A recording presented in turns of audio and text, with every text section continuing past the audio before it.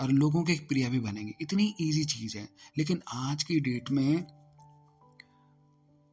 अपने आप को दूसरों की नजरों में अच्छा दिखाने के लिए कितनी मेहनत करनी पड़ती है कि हाँ वो थोड़ा मेरे बारे में अच्छा सोचे, और इतनी मेहनत करनी पड़ती। ओम शांति। लौकिक को अलौकिक में परिवर्तन करने की युक्तियां। बाबा कह रहे हैं कि जो ये लौकिक है इसको अलौकिक में परिवर्तन करने की जो ट्रिक्स हैं, जो युक्तियां हैं, जो तरकीब हैं, वो क्या है। लौकिक यानी कि जो हम देख सकते हैं, जिसे हम देख सकते हैं, जिसे हम छू सकते हैं, वो है लौकिक चीजें, जिसे भौतिक चीजें बोलते हैं। और इसको अलौकिक में परिवर्तन करना, भौतिक चीजों का नाश एक न एक दिन होकर ही रहेगा। अगर जो जन्मा है वो मरेगा ही, जो उपजा है वो नष्ट होगा ही एक ना एक दिन, चाहे वो कुछ भी हो, चाहे जानवर हो, कोई पेड़ हो, कोई जंतु हो। इस लौकिक को अलौकिक में परिवर्तन करने की जो युक्तियां हैं, आज बाबा क्या कह रहे हैं। आज भट्टी का कौन सा दिन है। भट्टी यानी कि पुरुषार्थ करने का कौन सा दिन है। पुरुषार्थ यानी कि एक तो बाहर का पुरुषार्थ हम करते हैं, मेहनत जिसे कहते हैं कि कमाना है, घर बनाना है, सुख सुविधाएं देखनी है, गाड़ी खरीदनी है, वो हो गया बाहरी पुरुषार्थ, भौतिक पुरुषार्थ। एक होता है आध्यात्मिक पुरुषार्थ, अपने आप को जानना, अपने गुणों को जानना, अपने अस्तित्व को पहचानना, ये होता है आंतरिक पुरुषार्थ। तो बाबा कह रहे हैं आज भट्टी का कौन सा दिन है। भट्टी यानी कि जहां पर, भट्टी क्या होती है, जहां पर हर चीज अपना रूप परिवर्तन कर देती है, चाहे कितने भी कठोर हो वो पिघल ही जाती है। फिर उसे जिस ढांचे में डालो, जिस आकार में डालो, उस आकार में ढल जाती है। तो भट्टी वही है जो अपने आप को जानेगा, जो अपने अस्तित्व को पहचानेगा कि वो है कौन और उसका संबंध किससे है, उसके क्या गुण हैं। तो ये जो जीवन है ना, जो भौतिक जीवन है, ये इतना इजी हो जाएगा। भले करना सब कुछ पड़ेगा, जॉब करनी पड़ेगी, घर खरीदना होगा, जो भी इच्छाएं हैं वो भी करनी पड़ेंगी, लेकिन अपने अस्तित्व में रहकर तो इतना इजी लगेगा, इतना आसान लगेगा, मैं बता नहीं सकता।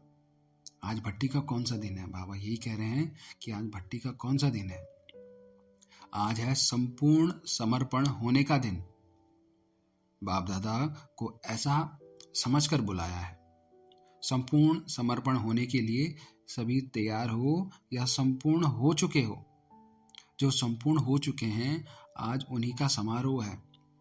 जो सभी के सभी संपूर्ण समर्पण हुए हैं। संपूर्ण समर्पण जो हो जाता है उसकी दृष्टि क्या होती है, शुद्ध दृष्टि, शुद्ध वृत्ति हो जाती है। लेकिन किस युक्ति से वह वृत्ति, दृष्टि शुद्ध हो जाती है। एक ही शब्द में यह कहेंगे कि दृष्टि और वृत्ति में पवित्र, दृष्टि और वृत्ति में रूहानियत आ जाती है।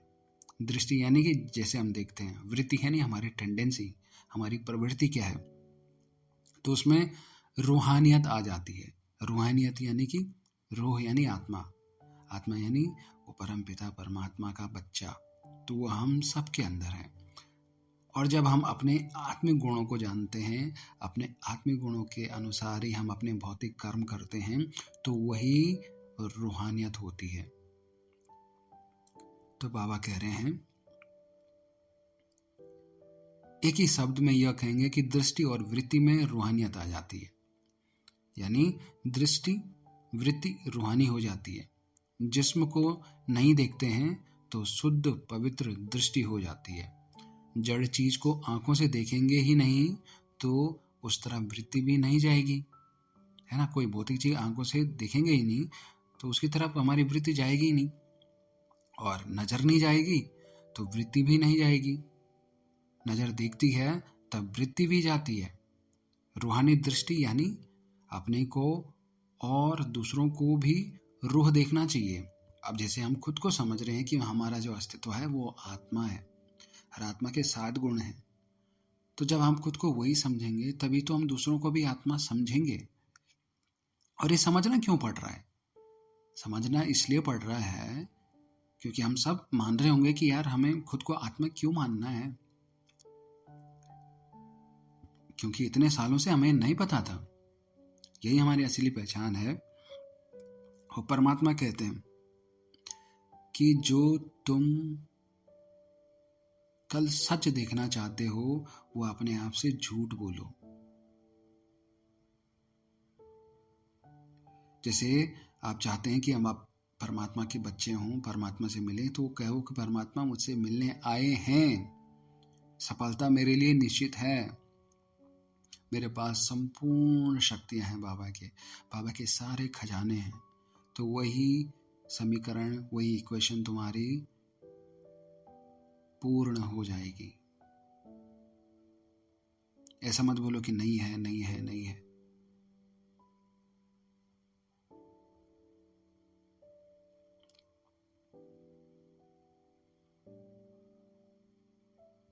रूहानी दृष्टि यानी अपने को और दूसरों को भी रूह देखना चाहिए।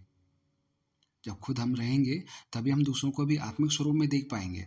अगर हम खुद अपने भौतिक स्वरूप में हैं तो आज की डेट में आप देख सकते हैं कि अगर मैं कुछ हूं तो मैं दूसरे का भी ये सोचूंगा कि हाँ, ये करता क्या, ये कमाता कितना है। ये भौतिक टू भौतिक हमारा हो गया है। फिर इसी में ही हम सोचते हैं कि हमारा संबंध किससे, हमारे मम्मी पापा से, हमारे फैमिली से, हमारे भाई बहनों से है, जो कि सही है। इतना ही हमें पता है अपने जन्म से, और हमारे मम्मी पापा को, हमारे बुजुर्गों को भी इतना ही पता था, तो उन्होंने इतना ही बताया, उन्हें भी नहीं पता था। लेकिन ये स्वयं परमपिता परमेश्वर कह रहे हैं कि तुम सब मेरे बच्चे हो और तुम आत्मा हो, न कि ये शरीर तुम्हारे लिए है, तुम्हारे कर्मों को भोगने के लिए, क्योंकि आत्मा स्वयं कर्मों का फल नहीं भोग सकती। कर्मों का फल भोगने के लिए शरीर की आवश्यकता होती है। जैसे सिम कार्ड होता है, उस पर इंटरनेट का रिचार्ज कर दिया, लेकिन उस रिचार्ज को भोगने के लिए, उस 5G इंटरनेट स्पीड को भोगने के लिए एक 5G हेडसेट होना चाहिए, अच्छी बैटरी पिकअप इसकी होनी चाहिए, जो कि ज़्यादा हैंग ना करे। तो ठीक उसी तरीके से भी शरीर हमारे लिए है, हमारे यानी कि हम आत्माओं के लिए है, और आत्मा ही वो संपूर्ण चैतन्य स्वरूप आत्मा है जो परमात्मा का बच्चा है। तो जब हम खुद को ये देखेंगे तभी हम दूसरों को भी आत्मा देख पाएंगे।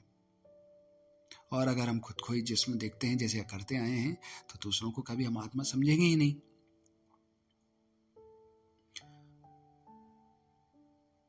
तो अपने को और दूसरों को भी रूह देखना चाहिए, जिस्म तरफ देखते हुए भी नहीं देखना है। ऐसी प्रैक्टिस होनी चाहिए।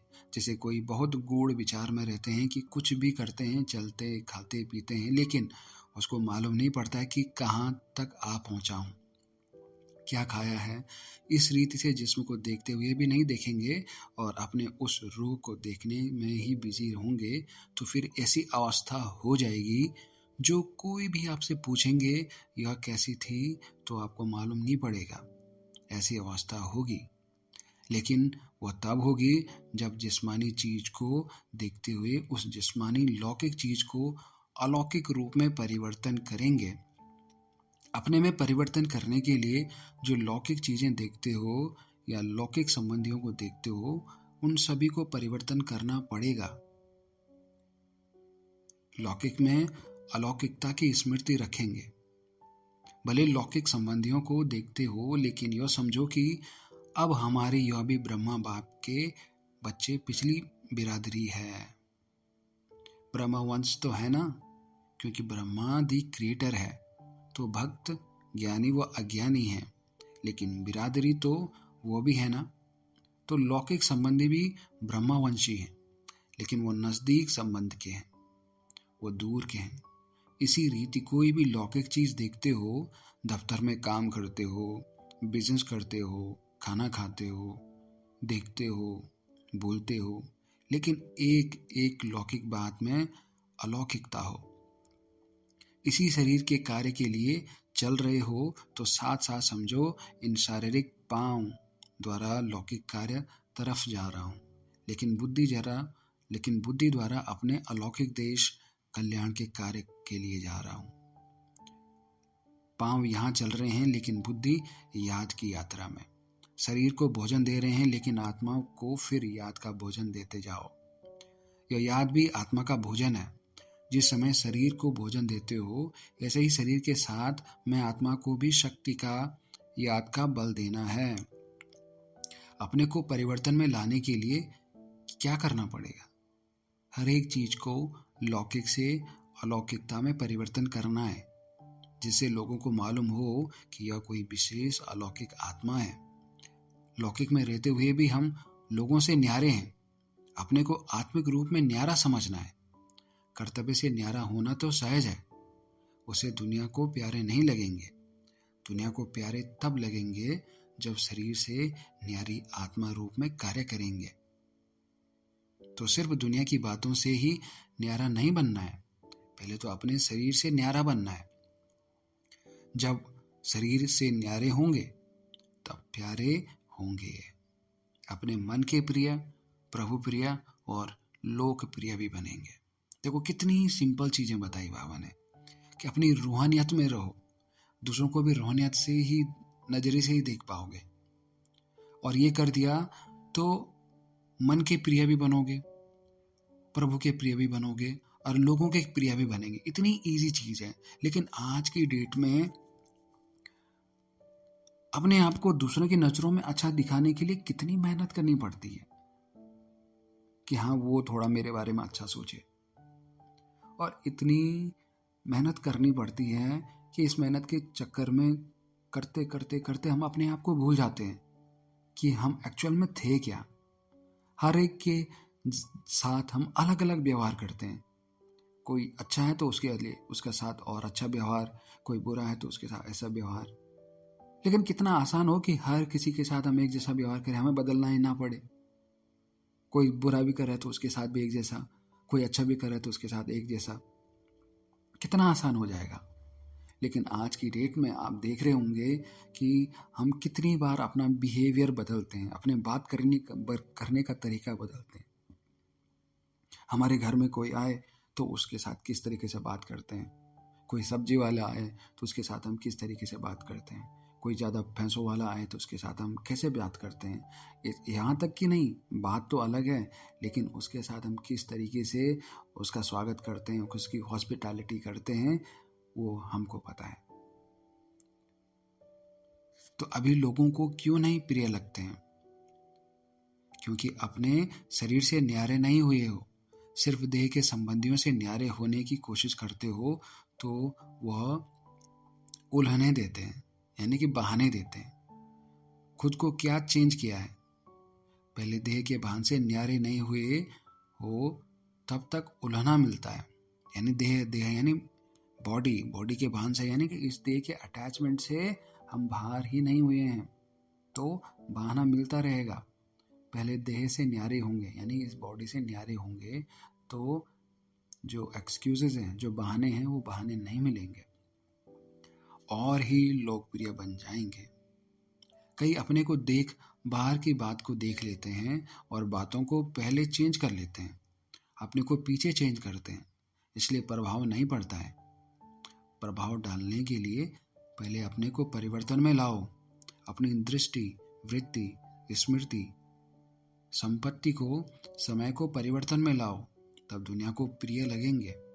क्योंकि जब संपूर्ण हो गए तो उसके बाद फिर क्या करना है, बोलना चलना कैसे हो वो बता रहे हैं। जैसे आपकी यादगार शास्त्रों में बताते हैं, संपूर्ण समर्पण किसने और किसको कराया और कितने में कराया। यादगार की याद आती है। राजा जनक का मिसाल, उनको तो बच्चों ने कराया, लेकिन बाप ने कराया, ऐसा भी यादगार है। बतलाते हैं ना कि वामन अर्थात छोटा, सभी से छोटा रूप किसका है? आत्मा और परमात्मा का।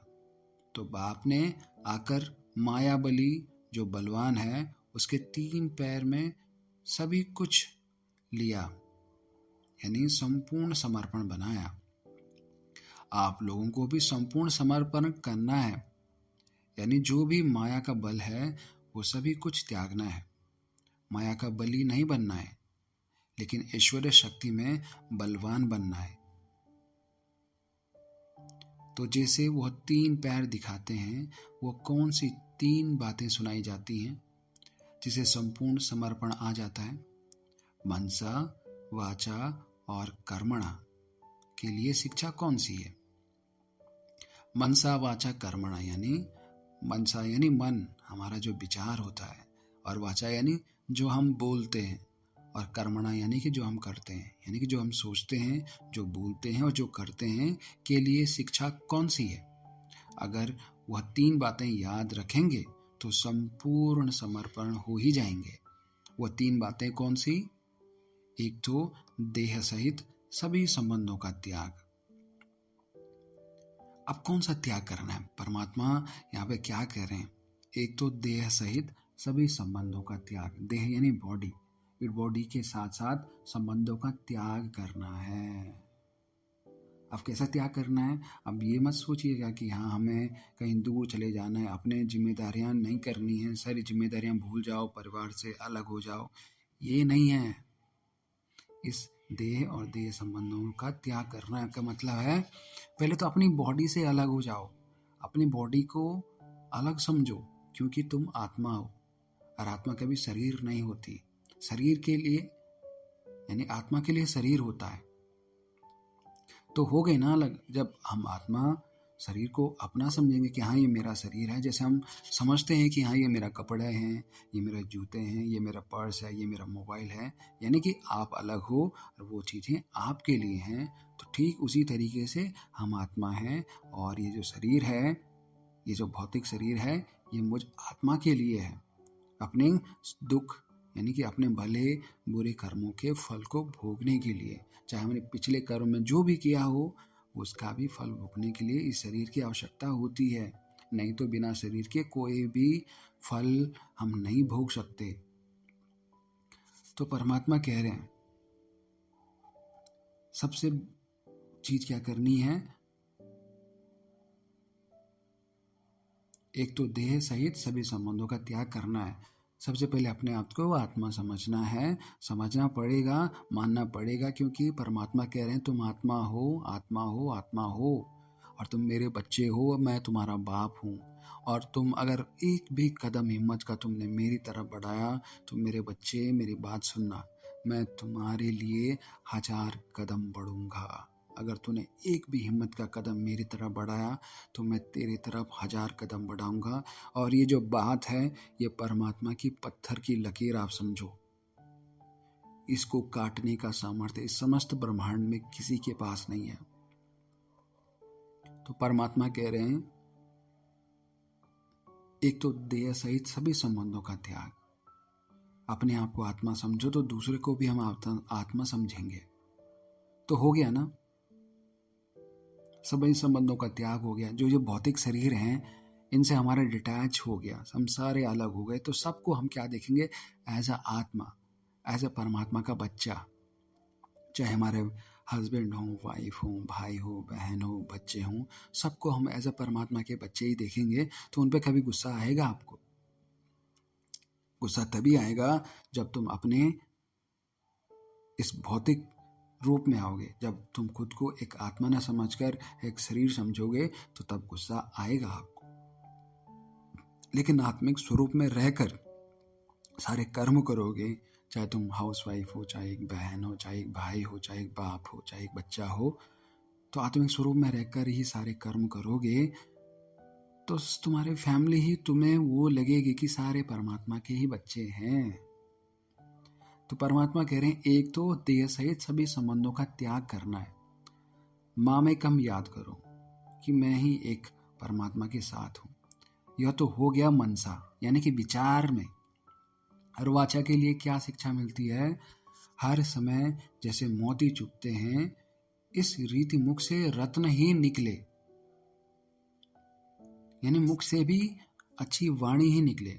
और इसके लिए कुछ ज़्यादा नहीं करना पड़ेगा। अगर तुम्हारी एक फिजिकल एक रूल है कि जिस तरीके से तुम सोचोगे उसी तरीके से तुम्हारी वाणी भी बनेगी, और जिस तरीके से तुम्हारी सोच और वाणी बनेगी उसी तरीके से तुम्हारा बिहेवियर भी बनेगा। तो परमात्मा कह रहे हैं कि पहले सोच में लाओ कि मैं एक आत्मा हूँ और सामने वाला भी एक आत्मा है, मेरी पूरी फैमिली परमात्मा के बच्चे हैं जो कि एक आत्मिक स्वरूप में हैं। और यह हो गया मनसा का। वाचा के लिए शिक्षा मिलती है कि हम इस रीति मुख से रत्न ही निकले, यानी सब कुछ अच्छा ही निकले। एक दो को पत्थर नहीं, लेकिन ज्ञान रत्नों का दान देना है। और कर्मणा यानी कर्म में क्या करना है, कर्मणा के लिए यही याद रखो कि जो कर्म मैं करूँगा मुझे देख सभी करेंगे, दूसरी बात की जो करेंगे सो पाएंगे। यह दोनों बातें याद रहने से कर्मणा में बल मिलता है, अर्थात जो सभी के संपर्क में आते हैं उसमें बल मिलता है। समझा? मनसा वाचा कर्मणा के लिए इन मुख्य बातों को याद रखें तो फिर संपूर्ण समर्पण जो हुए हो उसको अविनाशी बना सकेंगे। ऐसे नहीं कि यहाँ संपूर्ण समर्पण का नशा चढ़ा है और वह बाद में कम हो जाए। अगर यह पक्का याद रखेंगे कि हम तो संपूर्ण समर्पण हो ही गए, तो यह अविनाशी याद आपको अविनाशी बनाकर रखेगी। अविनाशी का मतलब क्या होता है? जिसका विनाश ही नहीं हो सकता। और विनाशी क्या है? विनाशी ये शरीर है, जो जन्मा है ये एक दिन विनाश हो ही जाएगा। लेकिन परमात्मा कह रहे हैं कि जो अविनाशी तुम बनोगे, अविनाशी याद रखो, याद आपको अविनाशी बनाकर रखेगी। अगर आप कुछ डगमग हुए तो फिर समस्या डगमग करेगी। आपके डगमग होने को और समस्या को देखते हुए लोग भी उसका तमाशा देखेंगे। बाप दादा तो देखते रहते हैं, साथ किसके रहेंगे? साथी उंगली छोड़ दे तो क्या करेंगे? सभी अपना साथ निभाएं। बाप दादा तो किस न किस रूप से साथ निभाने यानी उंगली पकड़ने की कोशिश करते रहते हैं, इतने तक जो बिल्कुल सांस निकलने तक। सांस निकलने वाला भी होता है तो भी जान भरते हैं, लेकिन कोई ऑक्सीजन लगाने ही ना दे, नली को ही निकाल दे तो क्या करेंगे? अगर बाप दादा का सहयोग चाहिए तो वास्तव में सहयोग कोई मांगने की चीज नहीं है। सहयोग स्नेही को स्वतः ही प्राप्त हो जाता है, यानी कि जो परमात्मा का प्यारा होता है उसको सहयोग स्वतः ही मिल जाता है। आप बाप दादा का स्नेही बनो तो सहयोग स्वतः ही प्राप्त होगा, मांगने की आवश्यकता नहीं। आधा कल्प मांगते रहे, यानी आधा कल्प मांगते रहे भक्त रूप में, सतयुग से त्रेता युग तक मांगते रहे भक्त रूप में। कितनी तपस्या करते थे और भगवान तब भी नहीं मिलता था। कई वर्षों तक, कई सालों तक तपस्या करनी होती थी परमात्मा को पाने के लिए। लेकिन ये जो समय है ये है संगम काल, संगम युग, कॉन्फ्लुएंस एज। कलयुग का अंत और सतयुग के शुरुआत के बीच में एक टाइम पीरियड होता है।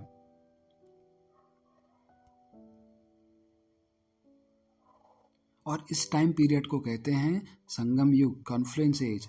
और इसी छोटे से टाइम पीरियड में परमात्मा स्वयं आते हैं हमको बताने कि मेरे बच्चे तू जाग, अपने आप को पहचान और इस कलयुगी दुनिया से मुक्त हो जा, और तेरे को जाना है सतयुग में। 21 जन्मों की खजाने लेकर तुझे जाने हैं। तो परमात्मा कह रहे हैं आधा कल्प मांगते रहे, क्योंकि 4 कल्प होते हैं, सतयुग, त्रेतायुग, द्वापर युग और कलयुग। ये 4 क्या हैं? युग हैं। और इन 4 युगों से मिलता है एक कल्प। तो आधा कल्प यानी कि सतयुग से त्रेता युग। तो इन 2 कल्पों में क्या किया, 2 युगों में क्या किया, आधा कल्प मांगते रहे भक्त रूप में। अभी बच्चा बनकर भी मांगते रहे, तो बाकी फर्क क्या रहा भक्त और बच्चों में? लेकिन कारण क्या है कि अज्ञानी होकर सहयोग मांगते हो, अधिकारी समझो तो फिर मांगने की आवश्यकता नहीं है, क्योंकि अज्ञानी हो मांगते रहते हो। परमात्मा कह रहे अज्ञानी होकर सहयोग मांगते हो, लेकिन जब अधिकारी समझोगे तो फिर मांगने की आवश्यकता नहीं रहेगी। अभी हम जो मांगते हैं ना कि हाँ भगवान जी, मेरे को ये मिल जाए तो मैं ये कर दूंगा, मेरा नौकरी लग जाए तो मैं ये कर दूंगा, मेरे बच्चे ठीक हो जाए मैं ये कर दूंगा। तो ये अज्ञानी है। अज्ञानी हो बल इसलिए मांगते रहते हो, हेल्प मांगते रहते हो। लेकिन अधिकारी समझो कि परमात्मा मेरे साथ हैं, वो सब कुछ ठीक कर देगा। मुझे नहीं पता कैसे होगा, लेकिन वो ठीक कर देगा। उसके पास छोड़ो वो चीजें। आजकल की डेट में फ्यूचर का कुछ पता ही नहीं है कि आगे क्या होने वाला है। कुछ भी नहीं पता है, आगे पूरा ब्लैंक है। एक जो सीरियस अगर हेल्थ इश्यू आ जाए ना, तो